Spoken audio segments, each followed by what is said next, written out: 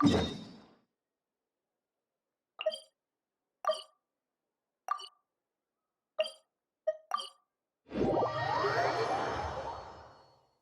want to see my archive? Of course! I'm always happy to show off my masterpiece. I even did the illustrations.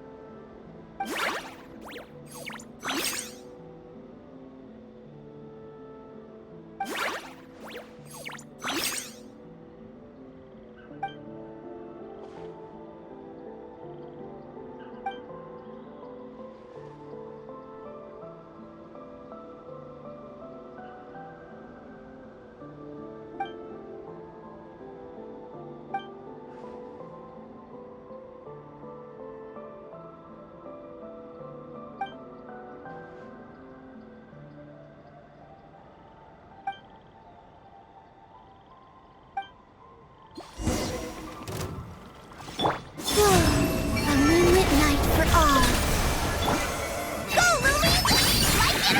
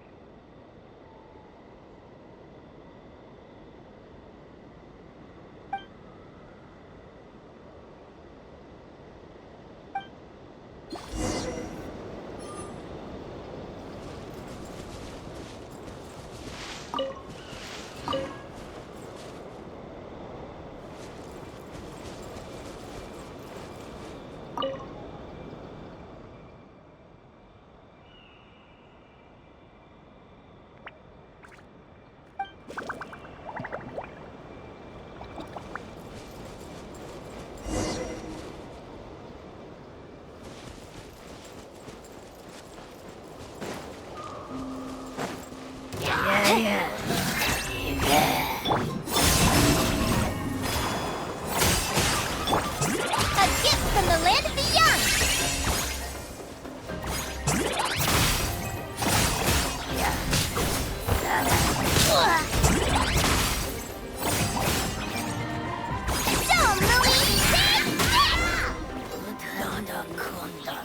Don't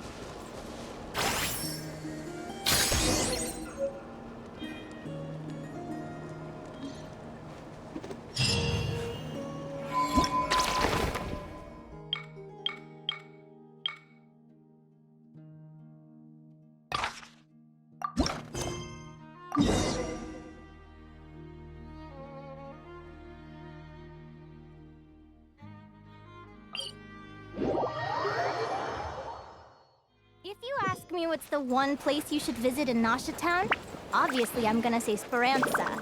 You know I'm biased, but seriously, you should give it a try. Katya's cooking will not disappoint you.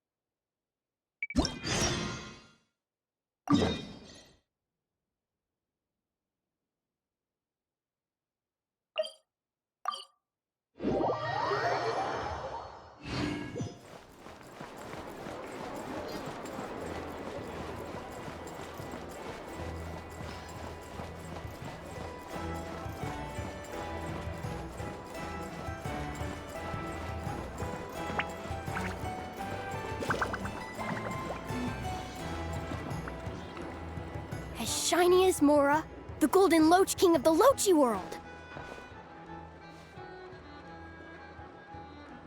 And did Paimon just hear someone say something about gold? You sure did! I discovered this uniquely colored golden loach while exploring up north. It was the only one in the area with such a distinctive color. It's thriving now, and I've had a doctor who knows about animals take a look. The color doesn't seem to be caused by anything pathological. Then why does it look so different? It could be any number of things. Habitat, environment, the characteristics of the water it lives in, climate, even its diet. But if you're asking me to pin it down to one specific reason, I'm afraid I just don't know. Why would it? It's such a rare phenomenon, I'm incredibly lucky just to have witnessed it. Being able to document my discovery, draw inferences, and make conjectures is more than enough for me. It's just like a pink frostfin whale. They say, if you get the chance to see a pink frostfin whale, your wishes will come true. But they're super duper rare. Even so, we saw one once, when we were with Linnea. I think it was because she brought us good luck. Wow! We should go look for one too! Oh, Paimon has so many wishes. Which one should the whale grant first? It's probably just wishful thinking. So, pink whales don't have mystical powers? Well, there are some examples of some creatures with special colors possessing unique abilities. But the frostfin whale we saw probably wasn't one of them. If people were just making wishes, that would be one thing. I'm just worried someone might hurt it because they believe those fanciful stories. Huh? Would people really do that? I know this one. Katya told me that some really nasty treasure hunters hunt animals with unusual colors to sell them to collectors. That's right. There was a time when animals from Natland were highly prized on the black market. Live specimens in particular. But bones and furs would also fetch a high price. Some merchants looking to sell their smuggled goods at inflated prices would even go so far as to process and alter them, packaging them as some kind of fantasy product before selling them to customers. There was a case I heard where poachers removed the feet from cuckoosaurs to make them more aesthetically pleasing and easier to transport.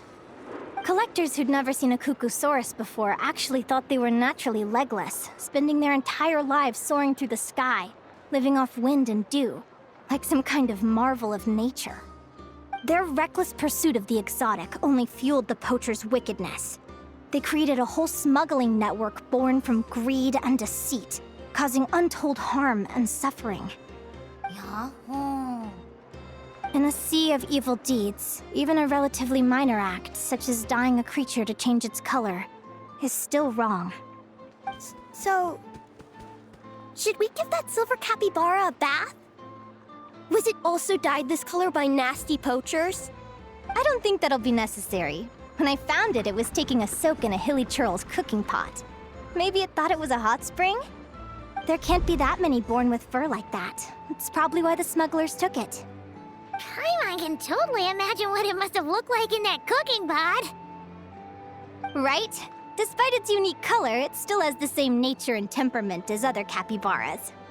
Come to think of it, we caught a white weasel thief once before, too. The Mora thief! What happened to it in the end? We let it go. Hopefully it's learned its lesson and won't go near any more Fatui research facilities. Unlike our capybara friend, its change in color must be an acquired trait. Perhaps a result of being exposed to such high concentrations of Kuvaki. That makes sense. When Paimon thinks about it like that, it seems being unique isn't always a good thing. Just thinking about how some creatures might suffer because they're different. Or that the only reason they're different is that something bad happened to make them that way. It might sound a little selfish, but if Lumi wasn't such a special little Jack Frost, we might never have become partners to begin with. So, it's not always a bad thing either? If being different brought the two of you together, then of course it's a good thing. I remember Helka mentioning a saying from Layaway in one of her letters. Something about blessings and misfortune. Every misfortune conceals a blessing, and every blessing hides misfortune. That's the one. By the way, Miss Linnea, you're being awfully quiet. Where's all that teacher energy gone? I never thought I'd see the day when you'd be calling me out, Nico. Well, you were once part of the Conch Gang too, Miss Linnea. Ugh.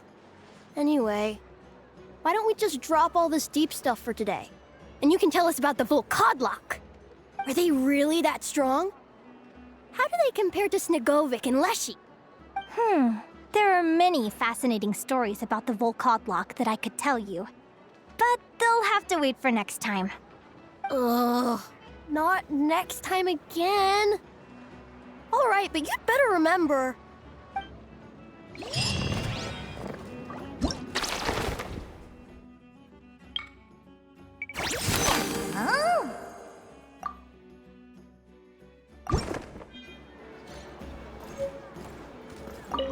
Sorry for making you sit through that. Seriously?